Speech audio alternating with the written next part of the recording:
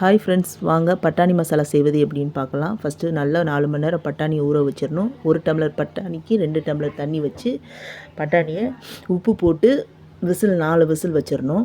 அப்புறம் அரைக்க தேவையான பொருள் 2 வெங்காயம், 1 தக்காளி, பச்சை மிளகா, இஞ்சி, பூண்டு நல்லா பேஸ்ட் பண்ணி அரைச்சி எடுத்துகிட்டு வந்துக்கணும். 4 விசில் நம்ம வச்சுக்கணும். குக்கரில் 4 விசில் வச்சுக்கணும். ஒரு கடாய் வச்சு எண்ணெய் ஊற்றி அந்த அரைச்ச விழுதை நம்ம கடாயில் சேர்த்துக்கணும். நல்லா பேஸ்ட்டு நல்லா பச்சை வாசனை போகிற அளவு வதக்கிக்கணும். 2 ஸ்பூன் பச்சை மிளகா, 1 ஸ்பூன் தனியா, மஞ்சத்தூள் அதை சேர்த்து நல்லா வதக்கி விடணும். அது நல்லா வதங்குற ஸ்டேஜில் பட்டாணியை அமுக்கி பார்த்தா பட்டாணி வெந்திருக்கணும். அதுதான் பதம்.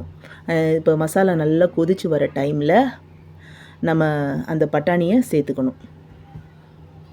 வேக வச்ச பட்டாணியை சேர்த்துட்டு நல்லா கொதிக்கிற டைமில் நல்லா அந்த தண்ணியெல்லாம் நல்லா வற்றுற அளவு சிம்மில் வச்சு நம்ம கொதிக்க வச்சா ட்ரை ஆயிரும். அதுக்கப்புறம் நம்ம கொத்தமல்லி தூவி ஸ்டவ் ஆஃப் பண்ணிட வேண்டியதான். சாப்பிட்றதுக்கு பட்டாணி மசாலா ரெடி ஆயிடுச்சு.